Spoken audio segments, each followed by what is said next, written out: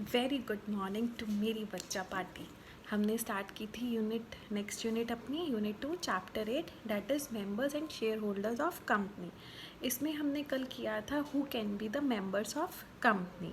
तो इसमें हम आज इसका नेक्स्ट टॉपिक कर रहे हैं that is ways of acquiring membership, मतलब कि किस तरीके से कोई कंपनी का मेंबर बन सकता है। First is subscribing to MOA। MOA क्या होता है बताना ज़रा।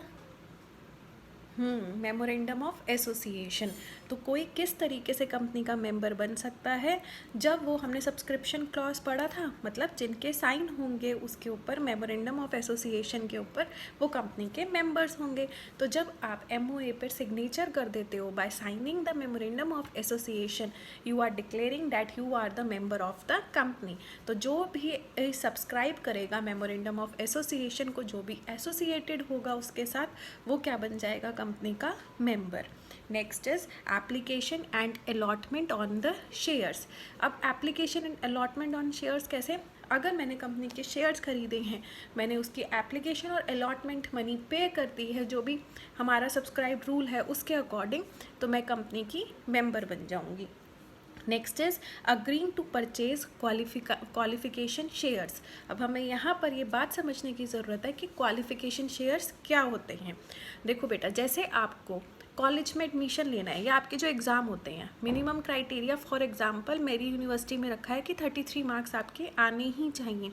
तो जिनके 33 मार्क्स आए हैं वो तो कंपनी के मेंबर्स बन जाएंगे, जिनके नहीं आए वो नहीं बनेंगे। तो ये हो गया क्वालिफाइंग, मतलब वो तो यूनिवर्सिटी में एडमिशन ले सकते हैं, बाकी फेल हो जाएंगे। तो सेम जब क्वालिफिकेशन शेयर्स की हम बात करते हैं, तो कंपनीज मिनिमम अमाउंट तय कर लेती हैं कि इतने % ऑफ एप्लीकेशन या अलॉटमेंट मनी, इतने शेयर्स आपके पास होने चाहिए, तभी आप कंपनी के मेंबर बन सकते हो। अगर आपके पास वो क्वालिफाइंग नंबर ऑफ शेयर्स हैं तो आप कंपनी के मेंबर्स बन जाते हैं। Next is transmission of shares. मैं कंपनी की मेंबर थी, जया अभी तक कंपनी की मेंबर नहीं थी। मैंने जया को कहा कि मैं आगे इसके ऊपर मनी पे नहीं करना चाहती, इन्वेस्ट नहीं करना चाहती। तो जया कहती है कि ठीक है, आप मुझे ये अपना जो शेयर्स है अपने ट्रांसफ़र कर दो। मैंने जया को ट्रांसफ़र कर दिए शेयर्स, तो जया क्या हो जाएगी, कंपनी की मेंबर बन जाएगी। Next is membership of loan. Membership of loan का मतलब क्या होता है बेटा, जैसे कि कंपनी ने मुझसे लोन लिया था, अब कंपनी को मुझे वो लोन रिफंड करना होगा, या कंपनी कुछ इंटरेस्ट की अमाउंट मुझे पे करेगी। इंस्टेड ऑफ पेइंग इंटरेस्ट, मैं कंपनी को क्या कहूँगी कि आप मुझे इंटरेस्ट पे मत करो, आप मुझे अपनी कंपनी के शेयर्स दे दो, मतलब कि मुझे मेंबर बना दो कंपनी का उसके बदले में। तो this is called as membership by loan. Clear हो गया। अब हम नेक्स्ट टॉपिक पे आते हैं, that is termination of members. पहला टॉपिक समझ आ गया कि कौन कौन मेंबर बन सकता है। दूसरा टॉपिक था कि किस किस तरीके से आप मेंबर बन सकते हो। थर्ड टॉपिक है कि अब आप कंपनी का मेंबर नहीं बनना चाहते तो वो टर्मिनेट कैसे होगा। First is 4 feature of shares. पढ़ा हुआ है सबने 4 फीचर ऑफ शेयर्स क्या होता है। जब आप कॉल्स पे नहीं करते, फर्स्ट कॉल पे नहीं की, सेकंड कॉल पे नहीं की, तो कंपनी क्या कर लेती है, आपके शेयर्स को जब्त कर लेती है। That is called as 4 feet of shares. जब आपके शेयर्स जब्त कर लिए, कंपनी के पास आपके शेयर्स आ गए, तो ऑटोमेटिकली आप कंपनी के मेंबर नहीं रहेंगे। Next point is transfer of shares. जैसे मैंने एग्जाम्पल लिया था कि बन कैसे सकते हो, मेरे से किसने ले लिए थे शेयर्स, जया ने।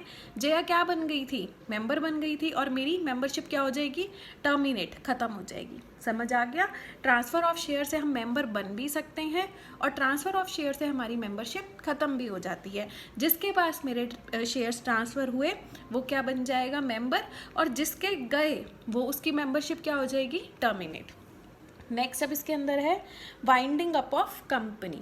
अगर कंपनी ही बंद हो गई, कंपनी अपना काम काज ही बंद कर रही है, उसकी वर्किंग ही ख़त्म हो गई, तो कौन मेंबर, काहे का मेंबर, तो आपकी मेंबरशिप ऑटोमेटिकली ख़त्म हो जाएगी।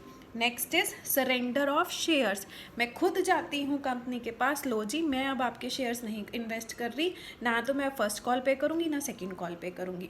फोर फीचर ऑफ शेयर्स में क्या था, कंपनी आपके शेयर्स को जब्त करती है क्योंकि आप कंपनी को पेमेंट नहीं कर रहे, आपकी तरफ से कंपनी के पास कोई नोटिफिकेशन नहीं जा रहा है। नेक्स्ट केस क्या है, सरेंडर ऑफ शेयर्स। आप खुद जाकर बोलते हो that I do not want to continue to invest in your company. Next है इसके अंदर इंसॉल्वेंसी ऑफ मेंबर, मेरे पास पैसे ही नहीं हैं देने के लिए, इंसॉल्वेंट हो गई, तो जब मैं उनको पे ही नहीं करूँगी ऑटोमेटिकली मेरी मेंबरशिप क्या हो जाएगी, ख़त्म हो जाएगी। नेक्स्ट है डिक्री ऑफ कोर्ट। इस वाले में ना गलत लिखा हुआ है, डिग्री लिखा हुआ है, डिग्री नहीं होता बेटा, डिक्री ऑफ कोर्ट होता है। डिक्री का ऑफ कोर्ट का मतलब होता है अगर कोर्ट इंटरफेयर करे और वो नोटिस पास कर दे कि अब इस कंपनी के ये मेंबर्स नहीं रहेंगे या इन मेंबर्स की जो मेंबरशिप है वो ख़त्म कर दी जाए, तो इस केस में मेंबरशिप टर्मिनेट कर दी जाती है if there is an order from the court. Clear. तो आज हमने 2 टॉपिक किए हैं, दैट इज़ कि हम मेंबर कैसे बन सकते हैं या हम मेंबर्स को मेंबरशिप कैसे और हम उस मेंबरशिप को कैसे ख़त्म कर सकते हैं। तो टोटल इस यूनिट के इस टॉपिक के हमारे 3 टॉपिक्स हो गए हैं। कौन कौन मेंबर्स बन सकता है, मेंबर्स किस किस तरीके से बने जाते हैं, मेंबरशिप कैसे ख़त्म की जाती है। किसी को कोई भी प्रॉब्लम हो तो मैम अवेलेबल हैं आप लोगों के लिए। अच्छे से पढ़ो बेटा, इस सब्जेक्ट को बार बार पढ़ो, साथ साथ अपने नोट्स प्रिपेयर करो। कोई भी प्रॉब्लम हो तो मैं बार बार आपको यही बोलती हूँ कि मैम आपके पास है, जब चाहे मैम से पूछ लो, नहीं तो फ्राइडे और सैटरडे तो हम ये डिस्कस करते ही हैं। ठीक है, चलो बाय।